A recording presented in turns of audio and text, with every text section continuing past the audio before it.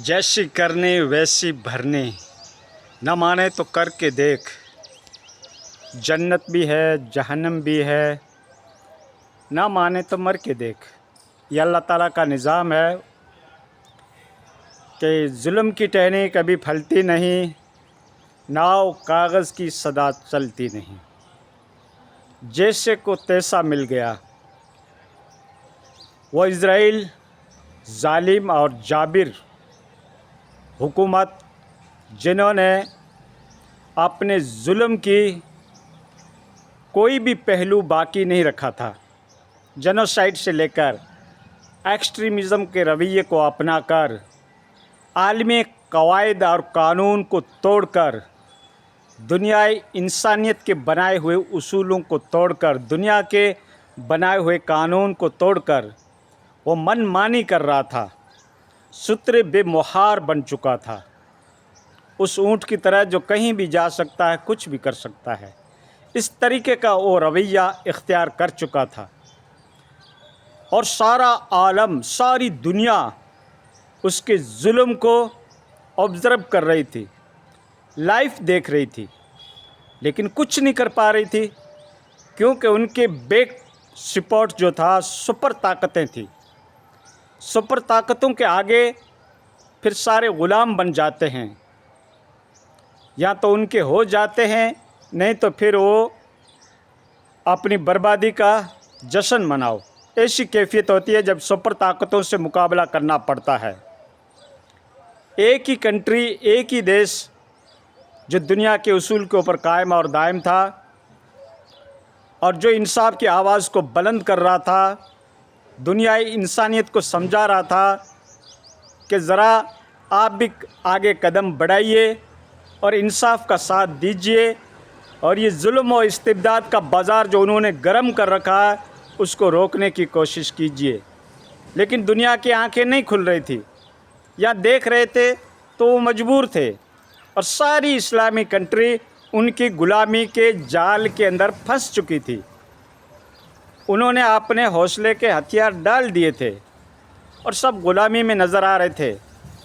लेकिन जब जुल्म इंतहा को पहुंचता है और जब किसी सोए हुए शेर को जब आप छेड़ते हैं, तो फिर उसका इंजाम तो बुराई होता है।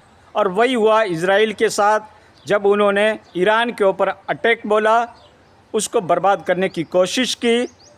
ज़ाहिर बात है कि उनके पास टेक्नोलॉजी बहुत बड़ी तकड़ी है और दुनिया की सर्वेलेंस उनके पास बहुत तकड़ी है, उसके पास फ़िज़ाइया बहुत हाई फाई है। तो उन्होंने एक्शन लिया और वो अपने एक्शन में कुछ हद तक कामयाब हुए, लेकिन एक सोए हुए शेर को जगाने की उन्होंने मिसाल कायम की। अपने वहम व गुमान के अंदर, अपने ज़ौम के अंदर समझ रहे थे कि हमारा कौन है मुकाबला करने वाला, हमारी जो डिफेंस लेयर्स हमने बना रखी है उसको कौन है चीरने वाला, हम तक कौन है पहुंचने वाला। माई का लाल दुनिया के अंदर पैदा भी नहीं हुआ जो हमारे एयर डिफेंस को फेल कर सके, उस सिक्योरिटी को तोड़ सके। इनका यही गुमान था। लेकिन दोस्तों, एक लेयर ही नहीं, 7 लेयर एयर डिफेंस की उन्होंने लगा रखी थी, मुख्तलिफ़ किस्म की, जो दुनिया के अंदर इस वक्त जदीद दौर के अंदर वो बहुत बड़ी हाई फाई और बड़े लेवल की समझी जाती है। आयरन डोम हो या डेविड लेयर हो या थाट लेयर हो, ये दुनिया की आजकल सबसे हाई फाई सिक्योरिटी की, हिफाजत की ये आलात समझे जाते हैं। लेकिन ताज्जुब है कि 7 लेयर का सिस्टम भी ईरान ने फेल करके अपने असली हदफ, अपने असली टारगेट तक उन्होंने अचीवमेंट हासिल कर ली और ऐसी बर्बादी लेके आया कि आज दुनिया सारी उसको देख रही है कि वाकई जुल्म करने वालों का इंजाम लास्ट में यही होता है। देर आयद दुरुस्त आयद। कितना जुल्म का बाज़ार उन्होंने गर्म कर रखा था। 70-80 हज़ार मज़लूमीन नहीं थे जिनके पास कोई सरो सामान नहीं, उन फ़लस्तीन को इन्होंने कत्ले आम कर दिया, जेनोसाइड कर दी। جس میں معصوم بچے بھی شامل تھے۔ ابھی یہ آواز اٹھا رہا ہے نا کہ سویلین کے اوپر اٹیک ہو رہا ہے۔ آپ نہیں دیکھ رہے تھے جب سویلین کے اوپر اٹیک کر رہے تھے فلسطین کے اندر، لبنان کے اندر، غزہ کے اندر، آپ نہیں دیکھ رہے تھے؟ اب بھگتو، کیے ہوئے کا انجام بھگتو۔ تو دوستو، ظلم کرنے والوں کے ساتھ ہمیشہ یہی ہوتا ہے، اور اس وقت قابل داد ہے ایران کنٹری، جنہوں نے حوصلہ رکھا، ایمان کی حرارت کو بتایا، پیغمبر اعظم کی امت کا اصلی ایمان کا جذبہ بتایا۔ باقی جو لوگ کیا ہے کہ اپنے آپ کو قائدین اسلام کہتے ہیں، اسلام کے ریپریزنٹیٹیو کہلاتے ہیں، اسلام کے گارڈین کہلاتے ہیں، اسلام کے محافظ کہلاتے ہیں، وہ تو خالی دعووں کے اندر، کتابوں کے اندر، لیکچروں میں نظر آتا ہے، لیکن پریکٹیکل گراؤنڈ کے اوپر ایران نے کر کے بتایا کہ ایمان کی طاقت کیا ہوتی ہے۔ آج کیا حالت ہے حائفہ کی، آج کیا حالت ہے تل ابیب کی، جو ان کی سب سے سیکریٹڈ ایریا تھا، ایک محافظ ایریا تھا، جن کے کبھی وہم و گمان بھی نہیں تھا کہ یہاں تک کوئی دشمن پہنچ سکتا ہے، ہمارا حریف، ہمارا مد مقابل یہاں تک بھی پہنچ سکتا ہے، جہاں پہ کوئی پرندہ بھی پر نہیں مار سکتا تھا۔